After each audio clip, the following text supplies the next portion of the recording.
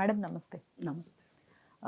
Madam నాకున్న సమాచారం ప్రకారం Allu Arjun versus mega war అయితే కంటిన్యూ అవుతుంది. దీనికి సంబంధించి జనసేన పొలిటీషియన్స్ ఎవరైతే ఉన్నారో వాళ్ళు అల్లు అర్జున్ పైన బయటకొచ్చి మాట్లాడటం, దీనిపైన అల్లు అర్జున్ కూడా సీరియస్ అయ్యారని తెలుస్తోంది. అలానే దీనికి సంబంధించి 2-3 డేస్లో ప్రెస్ మీట్ కూడా పెట్టి ఇవి ఆపకపోతే నేను లీగల్ యాక్షన్స్కి రెడీ అవుతాను అని కూడా ప్రెస్ మీట్ పెట్టాలని ఆలోచిస్తున్నారు అని చెప్పేసి తెలుస్తోంది. ఎందుకని మరి ఇంత దూరం ఎందుకు వచ్చిందంటారు ఈ ఇష్యూ? ఇగోస్ అండి. మేము రాజకీయాల్లోకి వచ్చాము, మేము రాజకీయాల్లో ఇవాళ రాణిస్తున్నాము, మేము గెలుస్తున్నాము, మాకు ఢిల్లీ పెద్దల అండ ఉంది అని పవన్ కళ్యాణ్కి, అలాగే పవన్ కళ్యాణ్ కుటుంబ సభ్యులకి ఆ ధీమా ఉంది. అలాగే అభిమానులకి మా అభిమాన నాయకుడు ఆకాశంలో నుంచి ఊడిపడ్డాడు, కారణ జన్ముడు, అలాంటి మాకు దేవుడు అయితే మీకు కూడా దేవుడు అవ్వాలి. మీరెందుకు ఎక్కువ తక్కువగా ఆలోచిస్తున్నారు అసలు మా దేవుడి గురించి? అది వాళ్ళ వాదన. ఇప్పుడు ఇంతకుముందు కూడా మనం అల్లు అర్జున్కి సంబంధించి, పవన్ కళ్యాణ్కి సంబంధించి మనం ఒక వీడియో చేసాం.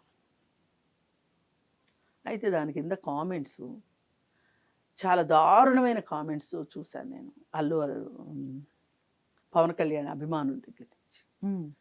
అంటే నాకు ఏమనిపించిందంటే, అభిమానం ఉండడం వేరు, అభిమానం అవధులు దాటిన తర్వాత అది ఎక్కడికి వెళ్ళి ఆగాలో తెలియక దురభిమానంగా కూడా మారే అవకాశం ఉంటుంది. ఇప్పుడు ఆ స్టేజ్లో ఉన్నారు పవన్ కళ్యాణ్ అభిమానులు కొంతమంది. వాళ్ళకి ఎదురు వాళ్ళు మాట్లాడేది ఏమైనా, మాట్లాడిన దాంట్లో వాస్తవం ఉందా, వాళ్ళు మాట్లాడేది రీజనబుల్గా ఉందా, అలాగే తర్కబద్ధంగా ఉందా అనేది గమనించుకుంటే, అసలు మనం ఏం మాట్లాడాము, ఎలా మాట్లాడాము అనే దాన్ని వాళ్ళు అర్థం చేసుకుంటే గనక, ఒక క్లారిటీలో ఉంటే గనక అలాంటి కామెంట్స్ రావు. పైగా నీ సినిమా ఎట్లా ఆడుద్దో చూస్తాము, నీ సినిమా పోయేటట్లు చేస్తాము, ఇలా రకరకాల కామెంట్స్. అసలు నువ్వెంత, నీ బతికెంత, ఇలా మాట్లాడుతున్నా అభిమానులు ఎవరైతే ఉన్నారో అభిమానుల గురించి కూడా నేను మాట్లాడాలనుకుంటున్నాను. ఎందుకంటే మీ అభిమాన నటు మీద అభిమానం ఉండడం వేరు, వేరే వాళ్ళ పట్ల అది ద్వేషంగా మారుకుంటుంది. ద్వేషము, చిన్న చూపు చూడటం వేరు. మీకెందుకు అసలు అంత పవన్ కళ్యాణ్ ఎవరన్నా ఏమన్నా అనగానే మీరు ఎందుకు అంత విరుచుకుపడుతున్నారు? అసలు మీకు ఇంకొక పని లేదా? మీకు ఇష్టమైంది పవన్ కళ్యాణ్, ఆరాధించండి, సినిమాలు వస్తే చూడండి, జేజేలు కొట్టండి. కానీ ఇదేంటి అసలు, పవన్ కళ్యాణ్ కాదన్న వాళ్ళని మీరు ఓర్చుకోలేరా? పోయినసారి కూడా నేను గమనించాను, రేణు దేశాయి ఇంకో పెళ్లి చేసుకోబోతుంది, ఎంగేజ్మెంట్ అయింది అని తెలియగానే ఎంత రచ్చ. ఆ దెబ్బతో ఆ పెళ్లి కొడుకు పుంజాలు జంపుకుని పారిపోయాడు అన్నట్లు అయిపోయింది. ఆమె రద్దు చేసుకోవాల్సి వచ్చింది. నువ్వు ఎప్పటికీ మా వదినవే, నువ్వు ఎలా పెళ్లి చేసుకుంటావు? నువ్వు పెళ్లి చేసుకోవడానికి వీల్లేదు అంటే, మీ అన్నేమో ఒక పెళ్లి మీద పెళ్లి చేసుకుని కొనుక్కోవచ్చు, ఆమె మట్టుకు విడాకులు ఇచ్చిన తర్వాత కూడా పెళ్లి చేసుకోకూడదు. ఇదేనా మీ న్యాయం? అంటే ఇలా అడిగేవాళ్ళు లేరు, ప్రశ్నించేవాళ్ళు లేరు అని చెప్పి మీ ఇష్టారాజ్యంగా మాట్లాడతారా? మాట్లాడేవాళ్ళు కూడా ఉంటారు. నేను మాట్లాడాను రేణు దేశాయికి ఒక సపోర్ట్ ఇస్తూ, ఆమె ఇష్టం, ఆమె జీవితం. మరి ఆ రోజు మీ అన్నకి చెప్పుకోలేకపోయారా విడాకులు వద్దు అన్నయ్య అని?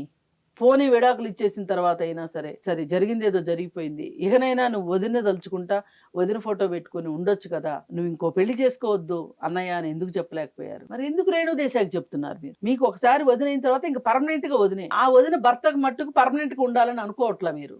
అందుకని ఇలా మీరు అమాయకుల్లాగా చిన్న బుద్ధితోటి నేను ఇలా మాట్లాడితేనందువల్ల నా అధినాయకుడిని కొలుస్తున్నానా, వేరే వాళ్ళని ద్వేషిస్తున్నానా అనే జ్ఞానం కూడా లేకోకుండా తయారైపోయిన అభిమానులు ఎవరైతే ఉన్నారో వాళ్ళు ఈ విధంగా మాట్లాడితే అల్లు అర్జున్కి పోయేదేమీ లేదు. పోతే ఒక సినిమా పోతుంది, ఒక సినిమా ఆడదు. ఎవరికి నష్టం? ప్రొడ్యూసర్కి నష్టం, మెయిన్ ప్రొడ్యూసర్కే కదా. తర్వాత బయ్యర్స్కి నష్టం. అతన్ని ఏదో తాత్కాలికంగా అతని మార్కెట్ని దెబ్బతీయాలని మీరు చూస్తే ఎంతవరకు కరెక్టు? చరిత్రలో ఇలాంటి పని ఒక మహానుభావుడు చేసి ఇవాళ 11 సీట్లతో సరిపెట్టుకున్నాడు. పవన్ కళ్యాణ్ సినిమా వస్తుంది అనగానే సినిమా టికెట్ల రేట్లు తగ్గించేయటం, వేరే వాళ్ళ సినిమా వస్తుంది అనగానే టికెట్ రేట్లు పెంచడం, అవును. ఒక తైతక్కలాట ఆడాడు కదా. ఏమైంది ఇప్పుడు, ఎక్కడున్నాడు? అంటే మీరు కూడా అలాగే అవ్వాలనుకుంటున్నారా?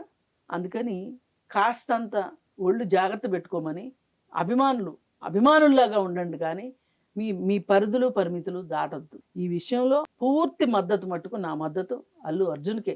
ఎందుకంటే మీరు ఇంకా తెగేదాకా లాగుతున్నారు. సినిమా ఎలా ఆడుతుందో చూస్తాం, ఉచ్చబోయిస్తామని మాట్లాడుతున్నారు. ఇది కరెక్ట్ కాదు. అతనికి పూర్తి స్వేచ్ఛ ఉంది. ఎవరికి మద్దతు ఇవ్వాలి, ఎవరింటికి వెళ్ళాలి, ఎవరిని ఇంటికి పిలుచుకోవాలి అనేది అతని వ్యక్తిగతం. అతని వాళ్ళ పరిపూర్ణమైన అదే సర్వస్వతంత్రమైన వ్యక్తి. అతని సినిమా లేదు, అతని మానాన్ని అతను చేసుకుని అతని జీవితం అతను గడుపుతుంటే మీరెందుకు మాట్లాడతారు అసలు? అదే ఏదో అంటారు, కందకు లేని దురద కత్తిపేటకి ఎందుకని. ఆ విధంగా ఉన్నారు. దీనిపైన వాళ్ళకు కూడా ఓర్పు నశించినట్లుంది, అల్లు అర్జున్కిన్ను అల్లు అరవింద్కి కూడా.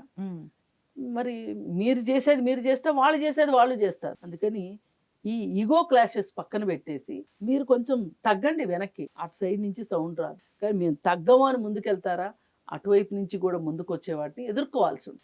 కానీ వీటన్నిటినీ మించి పవన్ కళ్యాణ్ ఒక్కసారి నోరు తెరిచి మాట్లాడి తన అభిమానుల్ని తను శాంతపరుచుకుంటాడా, తప్పురా నాయన అని బుద్ధి చెప్పుకుంటాడా?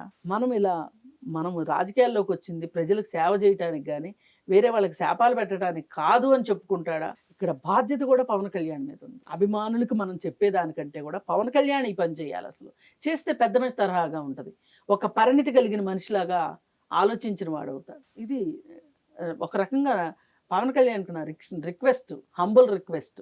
ఇంత ద్వేషాన్ని సమాజంలో వెదజల్లడం కరెక్ట్ కాదు. రైట్. Thank you.